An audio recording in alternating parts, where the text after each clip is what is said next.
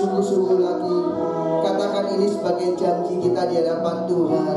Bukan terbang tinggi bagai raja wali dan melayang tinggi dan memuliakannya. Biar bumi bergoncang dan badai menerpa, ku kan terbang tinggi bersama Dia. Ku kan terbang tinggi bersamamu Tuhan. Ku kan terbang tinggi bersama Dia.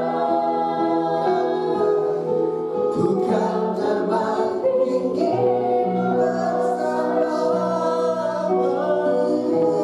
Beri kemuliaan buat Allah kita.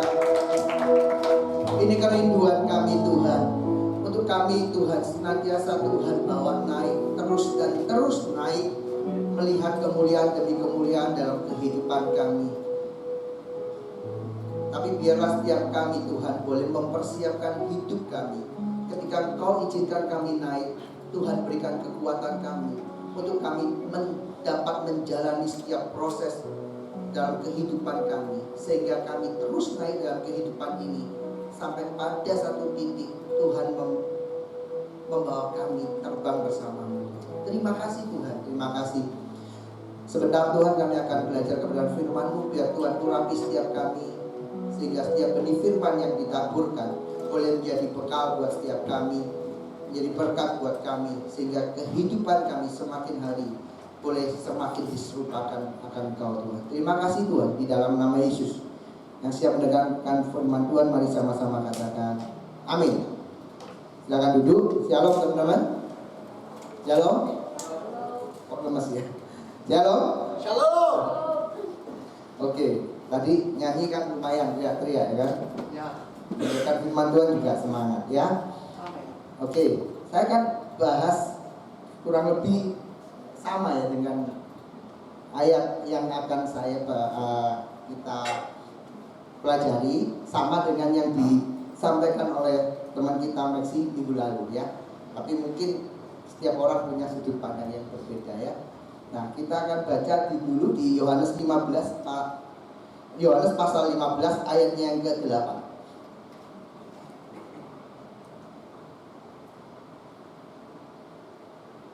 Ya, saya undang bagi berdiri, cuma satu ayat. Kita baca dengan keras ya. 2, 3. Dalam hal inilah Bapakku dipermuliakan, yaitu jika kamu berbuah banyak, dan dengan demikian kamu adalah muridku. Amin. Silakan duduk. Demikian firman Tuhan. Berbagai mendengar, terlebih yang melakukan. Amin. Ya. Karena saya tahu semua yang ada di tempat ini tidak ada yang tunarungu, jadi pasti mendengar, ya, pasti mendengar. Tapi yang melakukan belum tentu, ya. Karena firman Tuhan tadi berkata Bapa dipermuliakan, ya. Dalam hal inilah Bapa dipermuliakan. Dalam hal apa? Yaitu jika kita berbuah. Konteksnya sudah kurang lebih disampaikan oleh Maxi minggu lalu, ketika Tuhan Yesus menyampaikan pesan ini kepada para murid, ketika sudah menjalani perjalanan bersama mereka. Ini adalah tahap-tahap akhir perjalanan Yesus bersama para murid. Tidak lama setelah ini dia harus menjalani penyaliban, ya. Dan kenapa kok ini pesannya khusus kamu itu disebut murid, ya? Karena saat itu banyak mereka yang mengikuti Yesus, mereka cuma sebagai pengikut. Mereka tidak bisa dikategorikan sebagai para murid. Kita setuju semua dulu bahwa salah satu tujuan kita mengikut Kristus itu kehidupan kita harus mempermuliakan nama Tuhan. Nama ini Bapa. Ya, oleh sebab itu begitu banyak baik WL ataupun mereka yang membawakan firman Tuhan, mereka ketika sudah memasuki doa, mereka selalu tidak lupa berdoa dengan kalimat seperti ini: segala puji, hormat, kemuliaan hanya bagi nama Nah, sebab ketika WL bernyanyi sedemikian indahnya, merdunya, dahsyatnya, luar biasanya, hamba Tuhan yang berkhotbah mau pinternya gimana pun, kemuliaan harus kita kembalikan kepada Tuhan.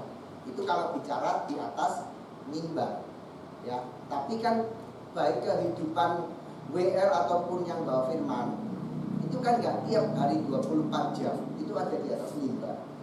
Terlebih mereka nggak melayani, seperti teman-teman yang mungkin saat ini masih jadi jemaat. Kehidupan kita akan selalu hidup di dunia nyata, ya kan? Kalau saya yang hanya berkhotbah, Bapak Ibu tidak akan menemui dosa. Nggak mungkin saya khotbah sambil maki-maki, ya kan? Saya ngumpat kata-kata kebangsaannya orang Surabaya, nggak mungkin, ya kan? Tapi ketika saya turun dari tempat ini, ya, ketika mungkin teman-teman naik sepeda motor, naik mobil, ada yang mendahului, ada yang menyalip, ada dari kanan, dari kiri, tiba-tiba, ya kan? Akan beda lagi kan? Ada yang teriak, loh, kenapa kamu salib saya? Ya kan? Harusnya disalib Tuhan Yesus, ya. Kan enggak gitu ya. Kita nggak maki, ya. Coba berpikir, kenapa kok saya disalib nih? Oh, saya sering ngomong ke keluarga saya, entah anak saya atau istri saya, kalau disalib orang tiba-tiba, ya kita berpikir positif aja, mungkin dia kebelet, ya kan? Enak udah. Nah, dari situ hal-hal yang kecil itu, dari sikap respon kita menghadapi kehidupan ini, itu harus memuliakan Bapa, ya. Nah, bagaimana dalam hal inilah Bapa dimuliakan jika kita berbuah, ya. Jika kita berbuah, buahnya seperti apa? Di ayat yang ke-9, coba dibuka di ayat yang ke-9.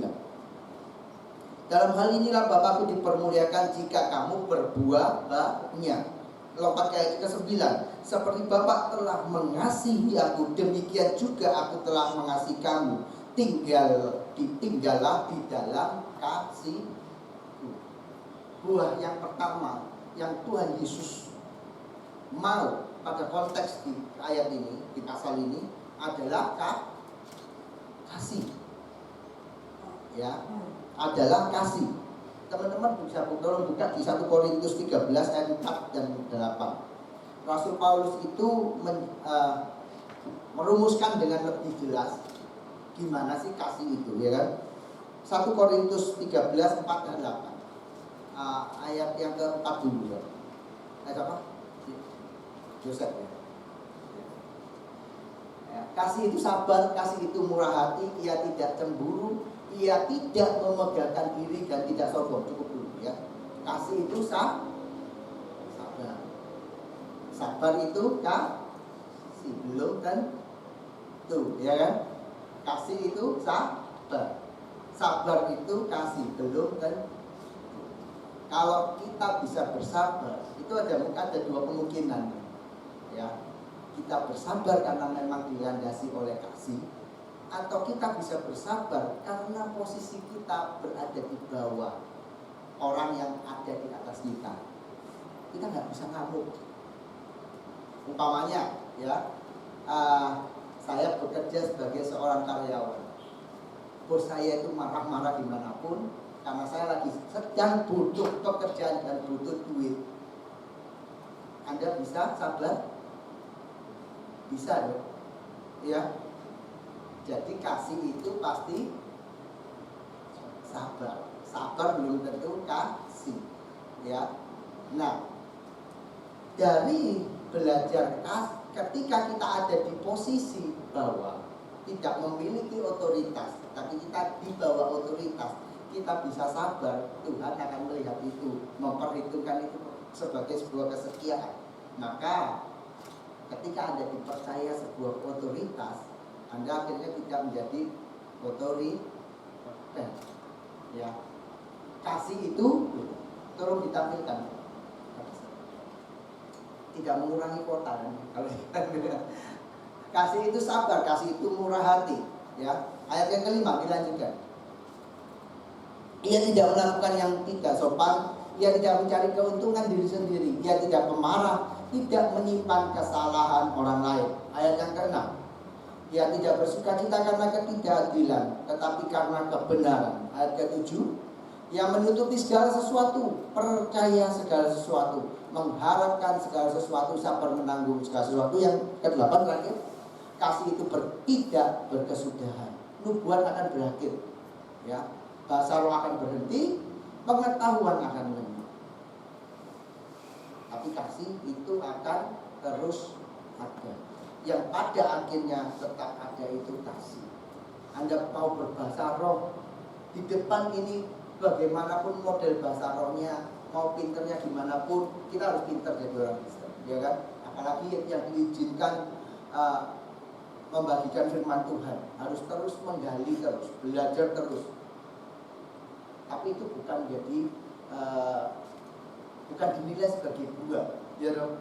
Karena akan lenyap. Tapi kasih itu yang harus jadi landasan, jadi buah yang kelihatan.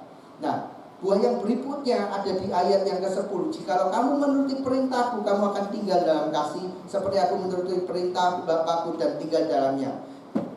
Di ayat yang ke-11, buah yang kedua yang dimaksud oleh Yesus adalah sukacita. Semuanya itu kukatakan kepadamu supaya sukacitaku ada dalam kamu dan sukacitamu menjadi penuh. Ya, dan Rasul Paulus di suratnya Galatia akhirnya merumuskan kasih itu seperti apa untuk memperjelas buat kita.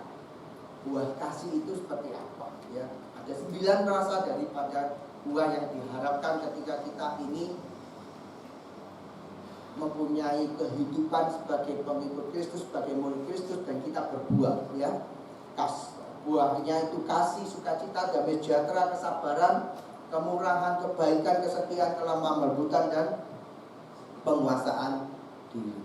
Nah, nanti teman-teman kita semua boleh cek, apakah sudah ada buah-buah itu dalam kehidupan kita ketika kita menjadi murid Kristus. Sebab ketika kita ngomong kita murid Kristus tapi tidak ada buah dalam kehidupan kita, jangan-jangan kita ini cuma pengikut. Orang yang ikut, wah ada Yesus sana, ada mujizat, datang, ya kan? Bersama ada Yesus sana, ada mujizat, datang.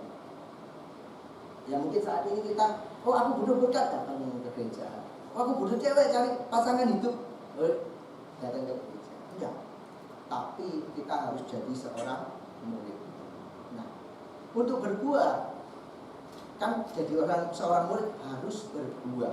Nah, untuk berbuah mari kita buka mulai dari ayat yang pertama, ya. Yohanes 5 ayat yang 15, ayat yang pertama. Akulah pokok anggur yang benar, dan Bapakkulah pengusahanya. Ya, akulah pokok anggur yang benar. Ada di ayat yang pertama ada 2 hal, ya. Akulah pokok anggur yang benar. Yesus yang berkata ini, Yesus, akulah pokok anggur yang benar. Berarti dalam hal ini Yesus itu berkata tidak langsung dikatakan, tapi seperti ini, seperti ada pokok anggur lain yang enggak benar, atau pokok tanaman lain yang bukan anggur. Ya. Yang benar siapa? Yesus sebagai pokok anggur yang benar. Bapa itu pengusahanya. Dan kita diumpamakan di perikop ini sebagai ranting. Ya teman-teman, ya. Nah, tapi nanti akan lebih lagi di ayat yang kedua dan ke-6 kita akan belajar apakah kita ini benar-benar ranting yang melekat pada pokok anggur yang benar. Jangan-jangan nanti kita periksa hidup kita ini ranting tapi melekat pada pokok tanaman yang lain. Sebab ketika kita tidak melekat pada pokok anggur yang benar, kita tidak akan bisa berbuah. Dalam hal ini, buah ini maksudnya buah ketika kita sebagai ranting melekat pada pokok anggur yang benar, pada Yesus itu sendiri, ya. Nah, kita akan periksa apakah kita ini hari ini teman-teman, kehidupan kekristenan kita ini melekat kepada Yesus atau pada hal yang lain selain Yesus. Tuh, apakah ketika pohon yang dikatakan di sini konteksnya melekat pada hal yang lain, tidak berbuah-berbuah, ya, seseorang yang hidup di luar Tuhan, dia menekuni sesuatu yang di luar Tuhan, dia pasti akan menerima atau mendapatkan atau menuai buahnya. Orang itu tidak tiba-tiba melanggar hukum dengan membunuh atau menusuk orang lain. Tidak kan? Kenapa dia bisa menusuk atau membunuh orang lain secara fisik? Ya karena kehidupannya, ya, dia melekat pada sesuatu yang mengajarkan bahwa ketika kamu dirugikan orang lain, kamu harus melawan balik. Kamu harus mengajarkan perlawanan. Kalau kamu ditindas orang, kalau kamu punya kekuatan, tindas dia lebih keras daripada dia menindas kamu. Itu buah juga loh. Buah akhirnya dia bisa melakukan sesuatu pelanggaran. Nah, kita ini, ya kan, melekat pada pokok yang mana? Ya, di ayat yang untuk melekat pada pokok anggur yang benar dan mendapatkan buahnya, kita akan baca di ayat yang keempat. Mulai ayat keempat, nanti ayat kelima juga ada, ayat keenam juga ada, bahkan ayat yang ketujuh ada.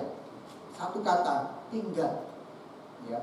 Dalam satu perikop ayat yang 1 sampai ayat yang ke-8 itu ada 7 kata tinggal.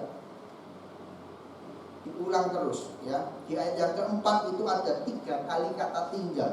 Tinggallah di dalam aku dan aku di dalam kamu. Sama seperti ranting tidak dapat berbuah dari dirinya sendiri kalau ia tidak tinggal pada pokok anggur, demikian juga kamu tidak berbuah jika kamu tidak tinggal di dalam aku. Di ayat kelima ada 1 kali, di ayat yang keenam ada 1 kali kata tinggal, di ayat yang ketujuh ada 2 kali kata tinggal. Untuk kita berbuah, buah yang didapat dari pokok anggur yang benar, kita harus tetap tinggal. Ya, kita harus sadar dulu bahwa kita ini ranting. Ya, masalahnya kita ini bukan ranting yang tumbuh dari pokok anggur yang benar. Sebelum kita, kenapa kok Tuhan Yesus ini memberikan perumpamaan dirinya seperti pokok anggur? Kalau kita belajar di perjanjian lama, pokok anggur itu ya bangsa Israel. Tapi bangsa Israel ini ada pokok anggur yang tidak berbuah, yang gagal. Kita ini ranting yang berada di luar pokok anggur yang benar. Kita diambil, kita dicangkokkan pada pokok anggur. Ya, kita kan tidak layak sebenarnya. Kita ini bangsa yang yang sebenarnya tidak terpilih, tapi oleh karena kasih karunia, karena kemurahan Tuhan, kita dicangkokkan. Dan ketika kita sudah dicangkokkan pada pokok anggur yang benar, Tuhan itu minta tetaplah tinggal. Ya, pernah SD kan? Di SD kan ada, kalau SD saya ingat banget, ada praktek IPA itu mencangkok. Itu diajarkan di SD saya ingat. Mencangkok, ya kan? Dari batang pohon kita lukai kalau saya nggak ingat lupa. Kita lukai, kita sobek dikit, kita ambil ranting dari batang yang lain, kita masukkan. Terus kita solasi ya, atau karet lupa saya. Nah, lama setelah itu dia akan lama-lama menyatu antara batang ini dan ranting itu. Tapi ketika ranting itu kembali kita lepas dari cangkokan itu, dia akan cuma jadi ranting, akhirnya kering dan mati dan kering akhirnya. Nah, untuk kita ini ranting yang dicangkokkan, kita ini sudah terima kasih karunia dari Tuhan. Kita ini tidak layak sebenarnya. Kita ini mungkin dari ranting, bukan dari pohon anggur yang benar, dicangkokkan. Tuhan minta kita tetap tinggal tinggal di dalam kita. Kasih karunia itu kita kerjakan dalam kehidupan kita. Ya.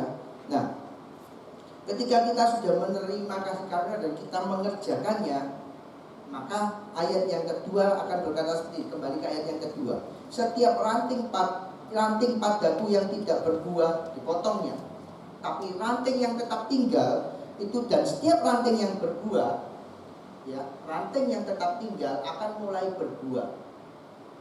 Kalau kita tetap tinggal di dalam Tuhan, mulai akan berbuah. Masalahnya Tuhan itu minta buah yang banyak di ayat yang 8. Kita mulai berbuah, kita akan mulai dibersihkan. Ketika kita ikut Tuhan, melekat pada Tuhan, melekat pada pokok anggur yang benar, kita ini nggak terus tiba-tiba jadi orang Kristen nyantai-nyantai. Kita akan diproses. Kita akan masuk namanya proses, kalau di nanam pohon anggur itu apa? Pruning bahasa Inggrisnya kan. Akan dibersihkan. Supaya apa? Supaya lebih banyak berbuah. Supaya ranting ini, apa yang diserap dari pokok tidak lari ke daun, tapi terfokus pada buah. Jadi daun yang mulai layu, daun yang mulai terlalu banyak akan dipotong supaya fokusnya ke buah. Demikian juga kehidupan kita. Tuhan Yesus waktu perumpamaan ketika dia lapar, dia lihat pohon ara yang daunnya buahnya, tapi tidak ditemui buah. Kenapa? Ya kok daunnya banyak. Itu seperti orang Kristen yang kegiatannya banyak, ikut Tuhan banyak, daunnya kegiatannya banyak di dalam gereja, dalam pelayanan, tapi tidak ditemui buah. Nah, supaya ranting ini berbuah lebih banyak, daunnya mulai dikurangi, dipotong. Teman-teman, bukan berarti potongan kurang mono pelayanan, bukan. Ya, hal-hal yang tidak berkenan di hadapan Tuhan, itu Tuhan akan mulai proses untuk dibuang. Anda ketika sungguh-sungguh dengan Tuhan, Anda akan mulai digeser. Anda akan mulai diproses. Ya kan? Nanti WL digeser dengan pemain musik satu digeser dengan pemain musik yang lain. Nanti pembicara satu digeser dengan pembicara yang lain, ya loh. Dalam gereja, jemaat satu digeser dengan jemaat yang lain. Anda akan mulai dibersihkan. Karena ketika Anda digeser, ego Anda ini yang menjadi penghalang untuk berbuah, egonya dibuang. Ini orang yang pride-nya terlalu tinggi, pride-nya dikurangi. Supaya nanti ketika pelayanan di Tuhan bawa, dia terus naik. Bukan dianya yang menjadi lebih dikenal, tapi tetap Bapak yang ketika kita masuk dalam dunia pelayanan, kita sungguh-sungguh ikut Tuhan, lebih sungguh-sungguh baik jadi pelayan Tuhan ataupun jadi jemaat. Tuntutannya sama, dua. Maka prosesnya juga akan sama. Anda akan dipotong, Anda akan dibersihkan. Apa yang menghalangi Anda untuk berbuah lebih, Tuhan akan ambil. Tuhan akan potong. Tuhan akan bersihkan. Nah, ikuti aja prosesnya. Prosesnya enak kok, ya kan? Nah, di ayat yang ketiga dikatakan lagi, kamu memang sudah bersih karena firman yang telah kukatakan kepadamu. Ya, di Alkitab masa kini lebih enak. Kalian sudah bersih karena ajaran yang kuberikan kepadamu. Oleh karena firman yang sudah diajarkan. Ya, nah, firman Tuhan ini yang akan mengkoreksi kehidupan kita sebagai murid-murid Kristus. Kadang-kadang kita ini tidak sadar, ya. Ketika kita tidak suka sama seseorang, ketika kita merasa apa yang kita perbuat ini benar, tapi ketika firman Tuhan itu datang ke dalam kehidupan kita, maka firman Tuhan ini akan jadi koreksi buat kita. Oh, ternyata yang simpel aja. Firman Tuhan ngomong, kalau kita berdoa pada orang yang mengasihi kita kan wajar aja loh. Orang di luar sana nggak kenal Tuhan juga seperti itu. Tapi ketika kita ada dalam Tuhan, kita berdoa itu bukan cuma buat orang orang yang mengasihi kita, tapi bahkan orang yang membenci kita. Selama ini mungkin kita kalau lihat hal-hal yang berbau porno, kita fine-fine aja, karena mungkin tidak tahu kebenarannya. Tapi firman Tuhan yang menjadi koreksi buat kita, yang akan membersihkan kita. Oh, ternyata anak Tuhan itu udah nggak boleh lagi menjadikan pornografi itu sebuah kesukaan, hobi. Ini memang lagi tren, gimana lagi? Oleh karena firman Tuhan itu akhirnya mengkoreksi itu. Oh, tidak boleh ya ternyata. Sebagai ranting, firman Tuhan akan terus menjadi koreksi buat kita. Ketika kita tidak menyukai orang yang memang nggak suka sama kita, Tuhan itu nyuruh bahkan mendoakan, mengampuni, bahkan mendoakan dan memberkati dia. Kalau lihat apa yang selama ini mungkin kita nggak sadar, respon reaksi kita itu sesuatu yang mendukakan hati Tuhan, mungkin karena firman Tuhan akan jadi koreksi buat kita. Ya, nah itu kalau tinggal.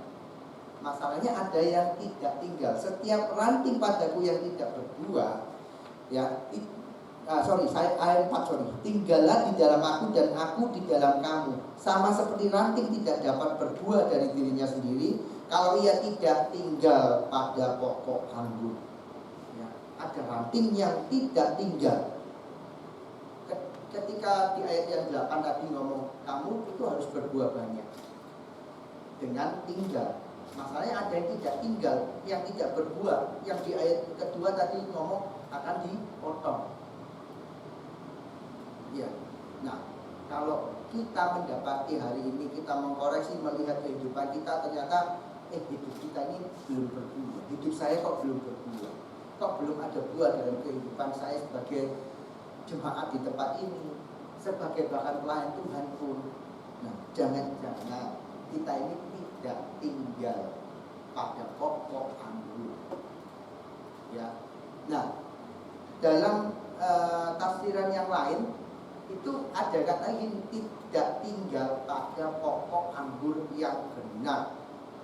Nah, jangan-jangan hari ini kita itu menghidupkan antara firman Tuhan ya dengan kebenaran yang diajarkan dunia itu kadang kan tidak selalu bertentangan, beda-beda tipis. Beda-beda tipis loh. Kebenaran universal sama kebenaran firman Tuhan itu beda-beda tipis ya, karena kebenaran universal itu kadang ngopi dari firman Tuhan. Pada perkembangannya aja diselewengkan sedikit demi sedikit. Nah, jangan-jangan yang kita pegang ini bukan kebenaran firman Tuhan, tapi kebenaran yang dunia ajarkan. Tadi kita merasa kita ini tinggal pada pokok anggur yang benar, padahal sesungguhnya kita tidak tinggal pada pokok anggur yang benar. Masalahnya ketika kita tidak tinggal pada pokok anggur yang benar, maka kita akan menerima nutrisi dari pokok yang keliru. Ya, ajaran-ajaran yang kita dapatkan bukan ajaran yang sesuai dengan kebenaran firman Tuhan. Oleh sebab itu buahnya tidak akan bisa memuliakan Bapa kita di surga. Karena apa? Ya, nutrisinya keliru. Tuhan umpamanya minta buah anggur, kamu kasih buah jeruk, Tuhan tidak minta buah jeruk, Tuhan minta anggur, istilahnya seperti itu. Ya, atau bahkan ketika buahmu tidak menempel, ya maka rantingmu tidak menempel, maka tidak akan ditemukan buah. Ya, ayat yang kelima. Ayat yang ke-6 dikatakan seperti ini. Barang siapa tidak tinggal di dalam aku, ia dibuang keluar seperti ranting dan menjadi kering. Ya, barang siapa tidak tinggal di dalam aku, ia dibuang keluar seperti ranting dan menjadi kering. Nah, ini menjelaskan bahwa ternyata ada ranting yang tidak tinggal pada pokok yang benar. Ini maksudnya kita mau sama-sama mengkoreksi. Saya mau teman-teman sama-sama mengkoreksi.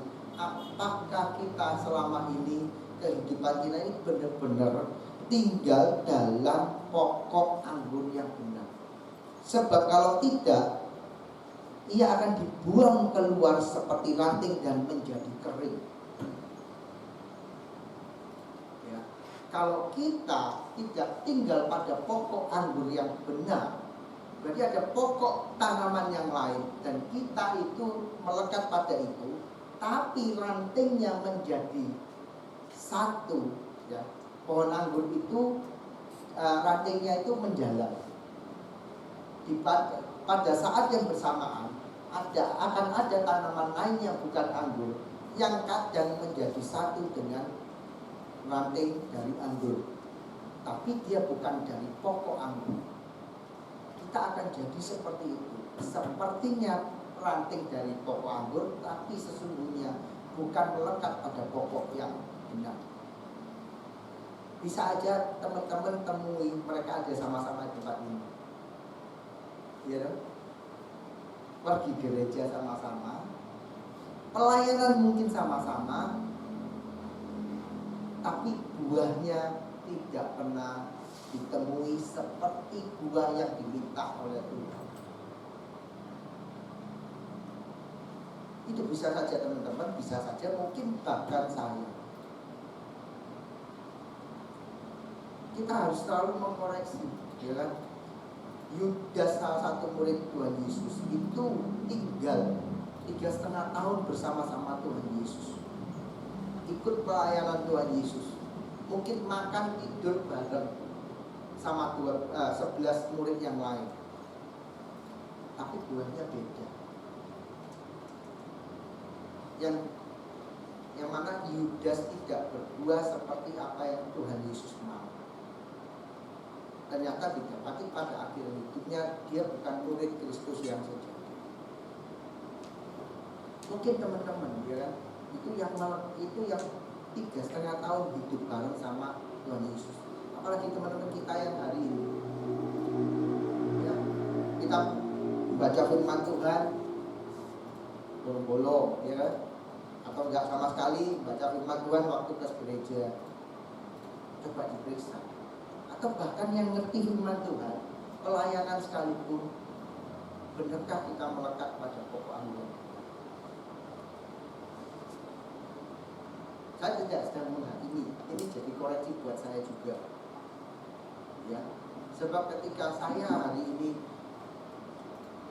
mempunyai pelayanan di tempat ini, kalau tidak ditemui buah dalam kehidupan saya, berarti saya itu bakal dipotong, ya kan, dibuang, dijadikan bahan bakar untuk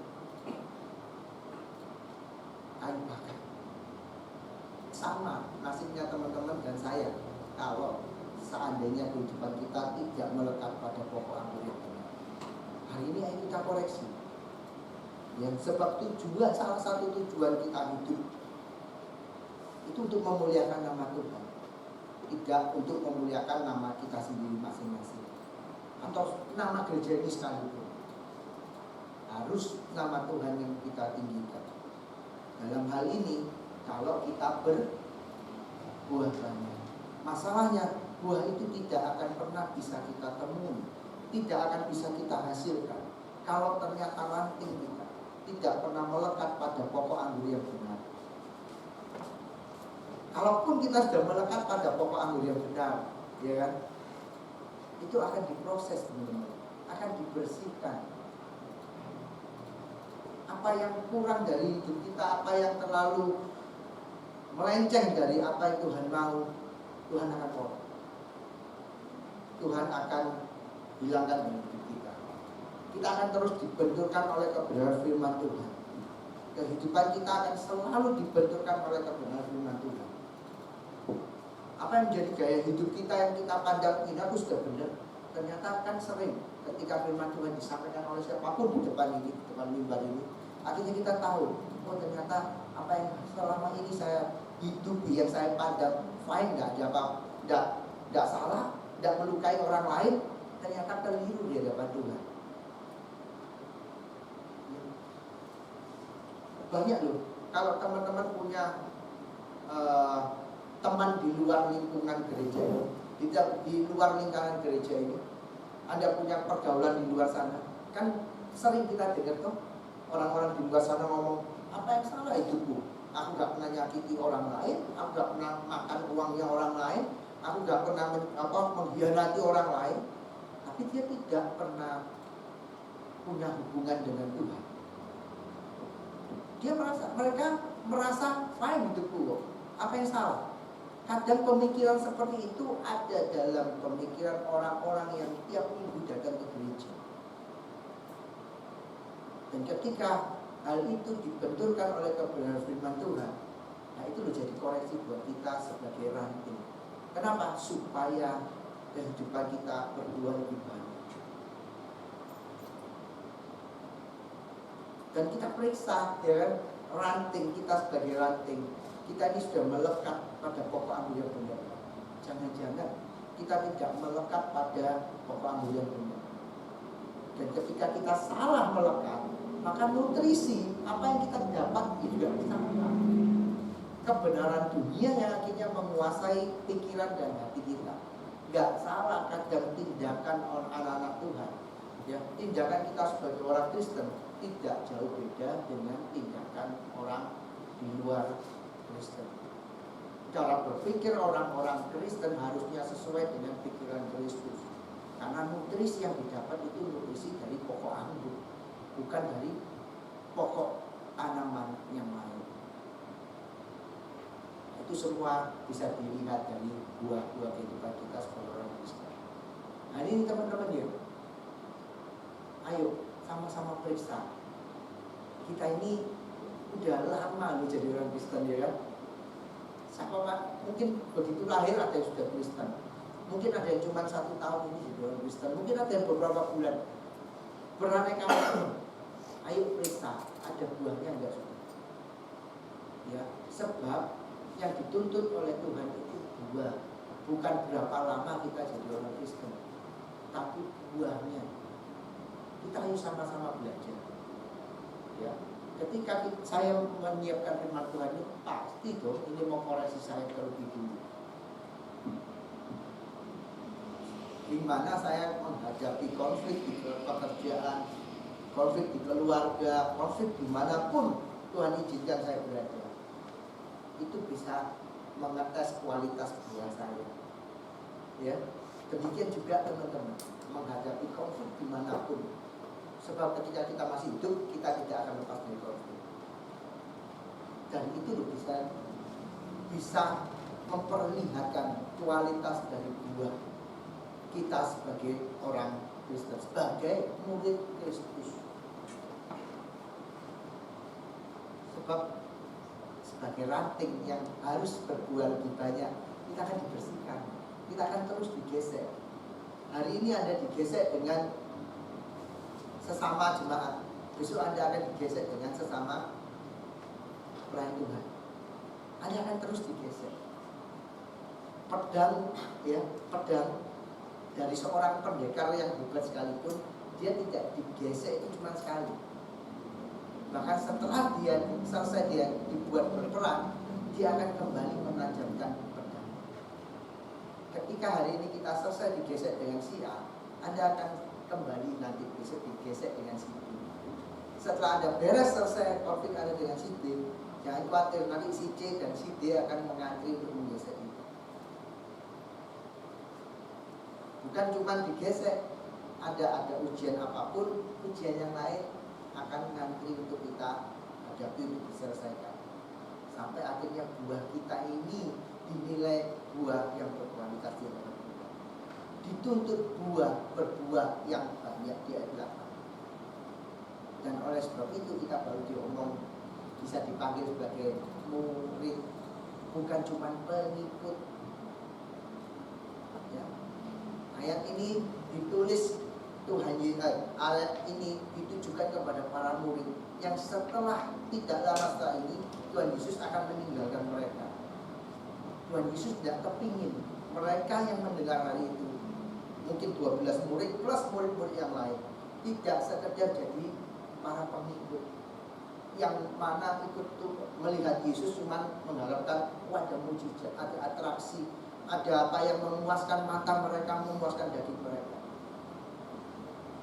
tapi murid-murid yang dipersiapkan ketika mereka ditinggal Tuhan Yesus, mereka bisa melanjutkan apa yang sudah Tuhan Yesus wariskan dalam kehidupan mereka. Demikian juga kita semua diutus bukan cuma jadi pengikut yang datang ke gereja dengan motivasi yang lain, tapi motivasinya kita harus menjadi murid Kristus dengan berbuah-buah, semakin hari berbuah semakin lebih banyak lagi. Ini jadi pertanyaan hari ini, ya. Yang pertama, sudahkah hidup kita ini memuliakan Bapa? Di ayat yang ke-8 belum ditampilkan. Ya. Jangan-jangan ketika orang-orang di sekitar kita melihat kehidupan kita, bukan Tuhan yang dipermuliakan, tapi malah Tuhan dipermalukan.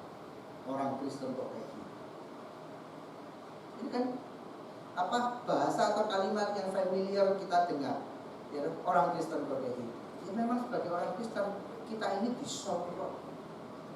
Tidak pernah ada kalimat orang situ kayak gitu, nggak ada.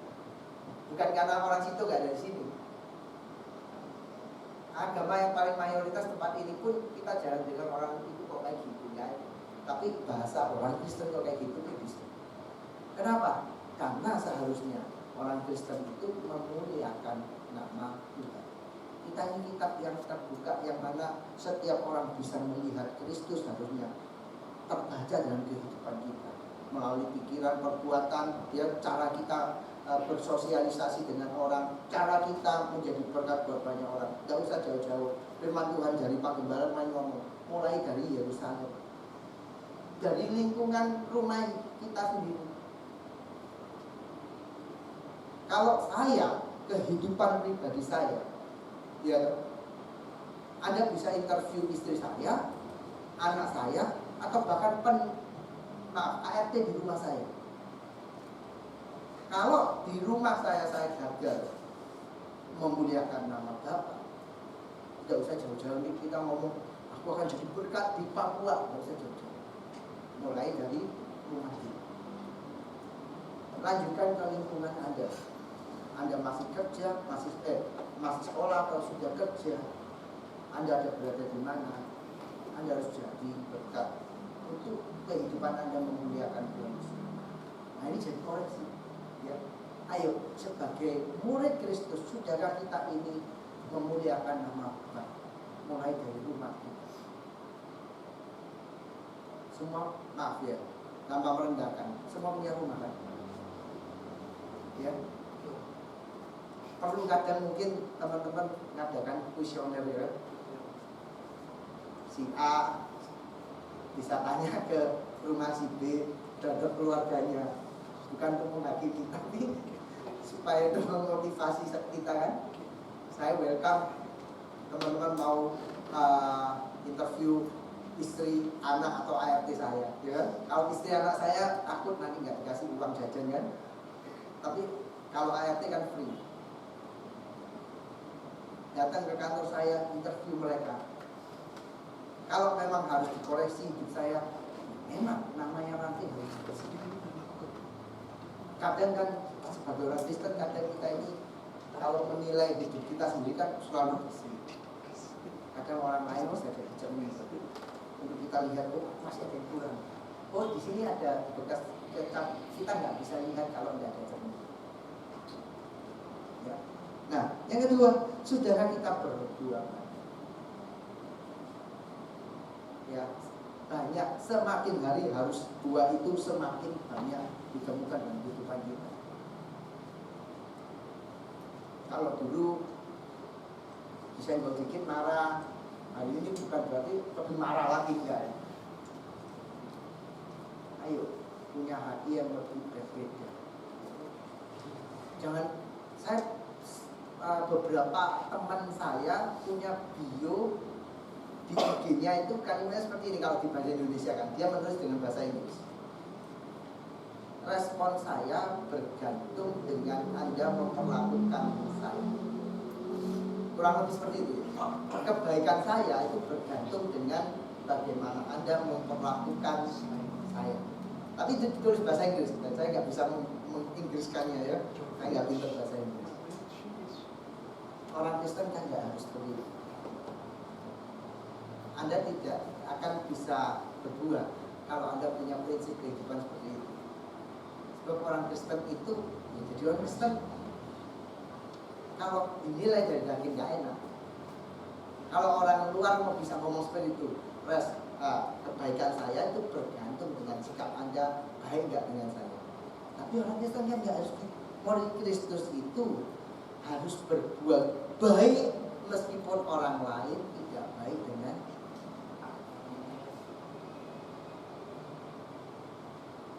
dari situ kita bisa dilihat kok ada buahnya.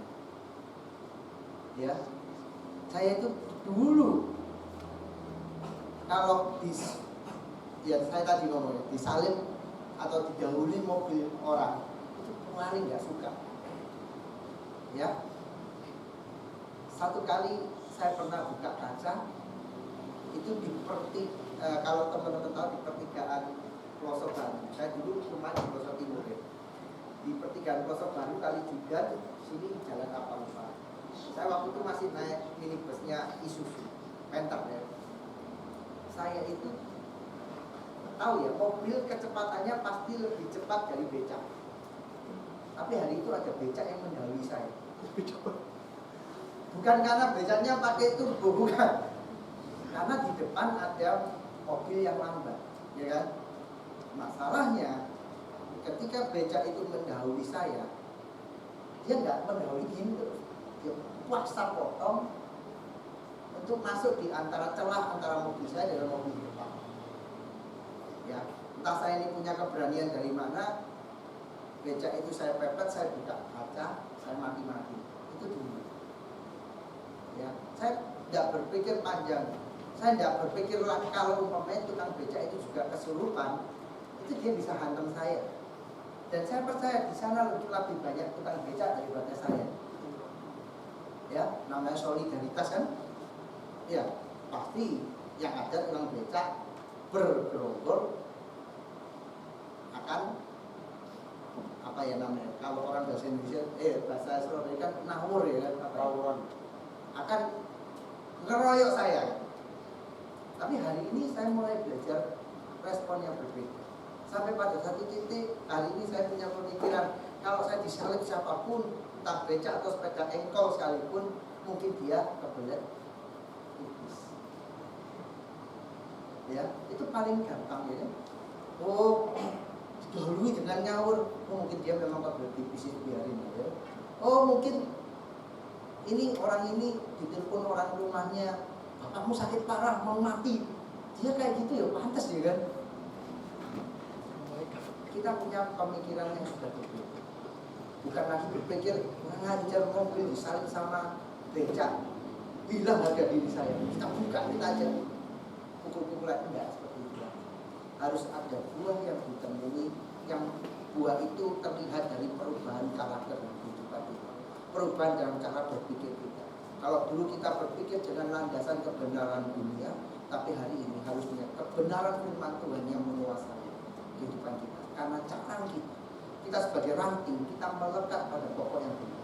Maka nutrisi yang didapat adalah nutrisi yang benar, yaitu firman Tuhan itu sendiri.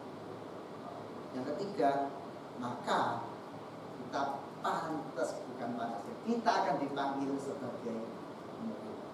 Hari ini teman-teman semua muridkah atau pengikutkah? Ketika kita sudah jadi orang Kristen, lihat kehidupan kita. Kita ini pengikut atau murid? Jangan ngomong pengikut tapi kok iso korban. Tahu nggak? Tahu Coldplay ya, Coldplay. Lagi gelem Coldplay. Ya. Apakah yang bisa bernyanyi Coldplay semua personilnya Coldplay aja? Hah? Kalau coba nanti lihat konsernya Coldplay, ya kan? Itu yang datang puluhan ribu, memenuhi stadion, ya kan? Ketika Coldplay bernyanyi, musiknya dihentikan, dia nyanyi, semua itu bernyanyi. Itu para pengikut semua. Jangan-jangan kita cuma mengikut, ya kan?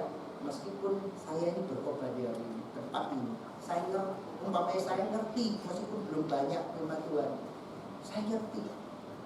Saya mempelajari firman Tuhan. Saya mempelajari sebagai gitaris, mungkin Si Maxi mempelajari semua chord-chordnya musik Coldplay, tapi dia pengikut. Saya pelajari ini firman Tuhan ini keren, karena saya memandang Yesus ini sebagai filsuf yang luar biasa. Kehidupannya ini sebagai tokoh yang luar biasa, bukan dipandang sebagai Tuhan, tapi dipandang sebagai tokoh. Jangan-jangan kita ini seperti itu. Pastikan hari ini teman-teman, kita ini murid. Murid itu ketika dia melekat, ya, murid itu mempelajari, dan ketika dia sudah bisa, dia akan menirukan sang guru.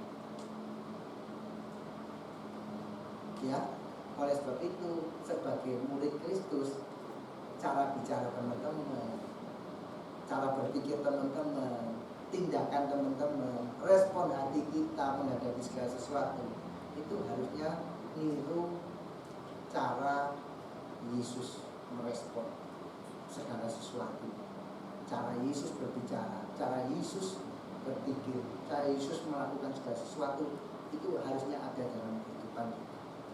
Amin, teman-teman. Saya undang WL Musik boleh maju ke depan.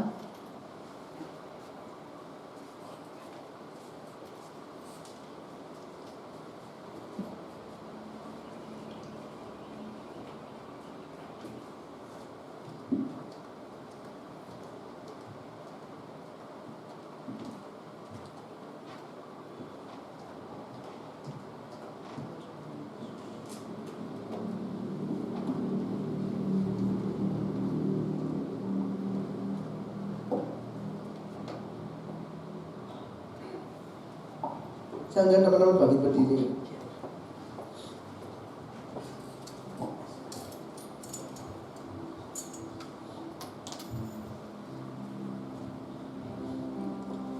Biar melalui kebenaran firman Tuhan siang hari ini, kita kembali mengkoreksi kehidupan kita. Kalau firman Tuhan berkata dalam hal inilah Bapakku dipermuliakan, sudahkah hidup kita memuliakan nama Tuhan? Dalam lingkungan kita, mulai dari rumah di mana teman-teman tinggal. Mungkin kalau yang belum berumah tangga, bagaimana sikap kita pada orang tua, ya, pada saudara, kepada ART-mu. Kalau punya driver, kepada driver. Kalau sudah berumah tangga, bagaimana sikapmu kepada anak-anakmu?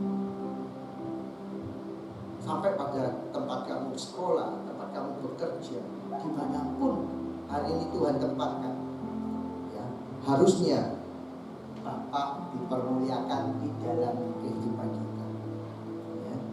Yaitu jika kamu berbuah banyak, apakah sudah ada ditemukan buah dalam kehidupan kita, ataukah kita ini terus setia cuma jadi ranting yang tidak ditemukan buah?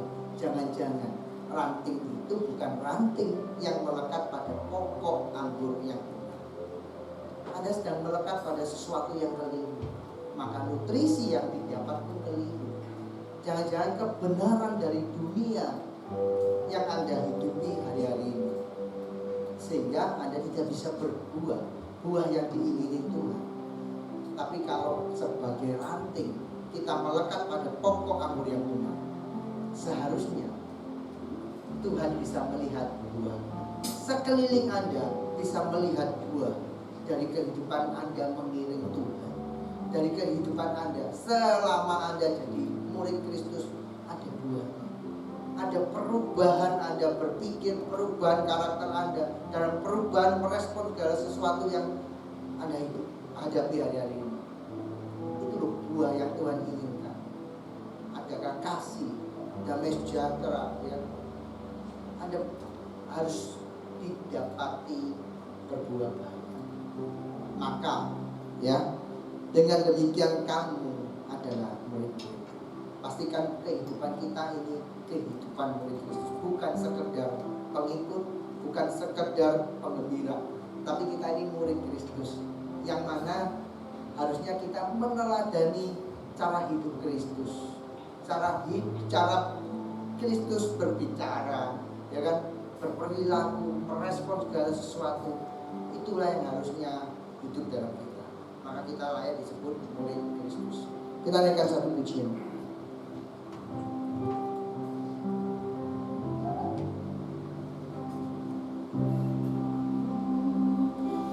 seperti-Mu Yesus, disempurnakan selalu dalam segenap jalanku, memuliakan nama-Mu.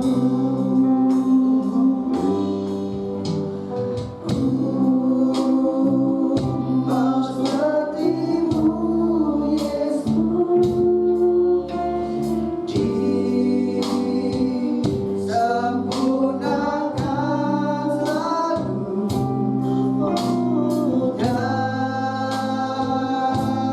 segenap jalanku, memuliakan nama-Mu. Katakan, ku mau seperti-Mu Yesus, ku mau seperti-Mu Yesus, disempurnakan selalu dalam segenap jalanku, memuliakan nama-Mu. Lebih sungguh-sungguh katakan, ku mau seperti-Mu, ku mau seperti-Mu Yesus, disempurnakan selalu dalam segenap jalanku, memuliakan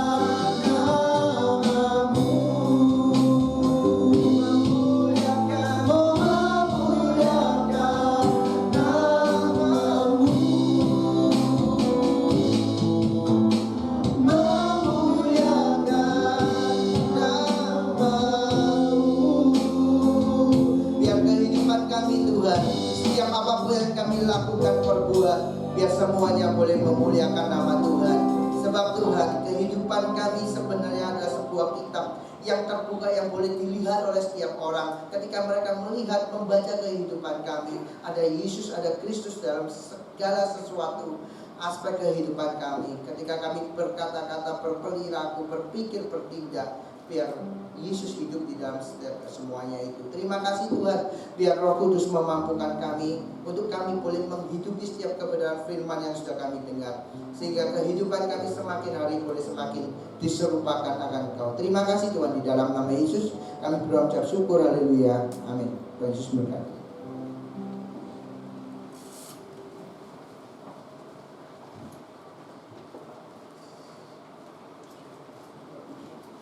Mari sesama kita satu hati, kita berdoa.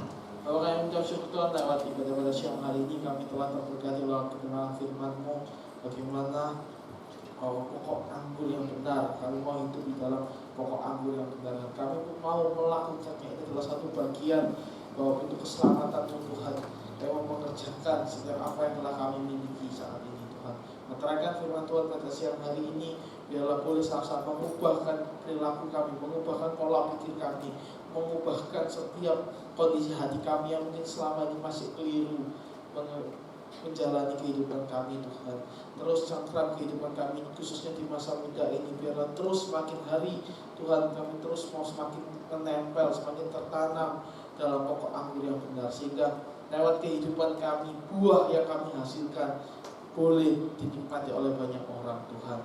Mereka juga memuji sebagai investor yang sudah menyampaikan kebenaran firman-Mu, mau berganti istri, anak, beserta juga apapun Tuhan yang saat ini hamba-Mu kerjakan, baik dalam bisnisnya, baik juga dalam pelayanannya Tuhan. Biarlah semakin hari Tuhan mau terus pakai hamba-Mu ini menjadi alat-Mu Tuhan. Dan kami juga tidak lupa berdoa untuk beberapa teman-teman kami yang mungkin saat ini sedang mengalami keletihan, sedang mengalami kelemahan. Kami juga berdoa buat saudara kami Evil Tuhan yang saat ini masih dalam proses recovery. Kami berdoa Tuhan, biarlah penyataan otoritas kuasa Allah, kedaulatan Allah turun dalam kehidupannya Tuhan, sehingga dia boleh segera pulih dan juga boleh bersama-sama berkumpul melayani bersama kami Tuhan.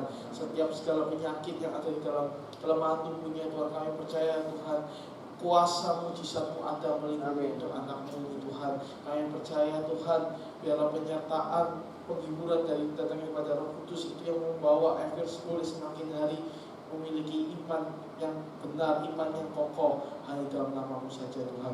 Berdoa juga Tuhan buat teman kami Joshua ataupun juga Jeffrey dan Kak Luki, aku teman-teman yang lainnya yang mungkin saat ini kondisinya sedang mengalami kelemahan tubuh. Kami percaya Tuhan, biarlah dia boleh dipulihkan, biarlah mereka boleh mendapatkan penyegaran tubuh yang lebih baik Tuhan, sehingga di pertemuan selanjutnya mereka boleh sama-sama beribadah bersama dengan kami Tuhan. Tutup bungkus semuanya Tuhan, jemaat-jemaat youth yang ada di tempat ini tanpa terkecuali satu apapun Tuhan.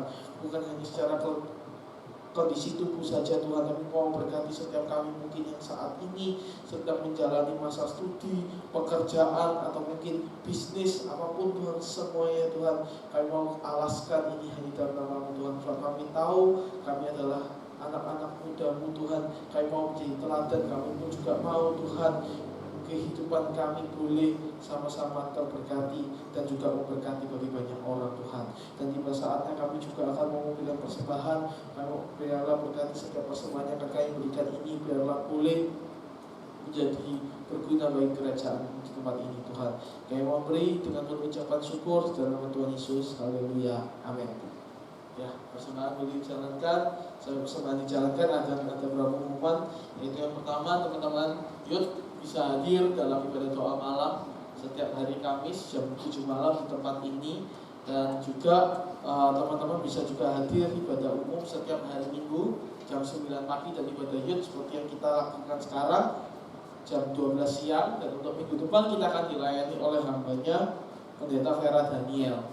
Dan juga teman-teman diinfoin saat ini setelah kita makan siang kita mungkin bisa sama-sama jenguk Evir. Kita akan berangkat bersama ke atas maksudnya ya. Jadi kita sama-sama support karena kondisinya dia saat ini lagi dalam proses pengobatan, menunggu hasil pemeriksaan dokter lebih lanjut. Kita berdoa bersama-sama agar kondisi kakinya bisa lekas pulih dan dia juga bisa mendapatkan support secara mental dari teman-teman pelayanannya.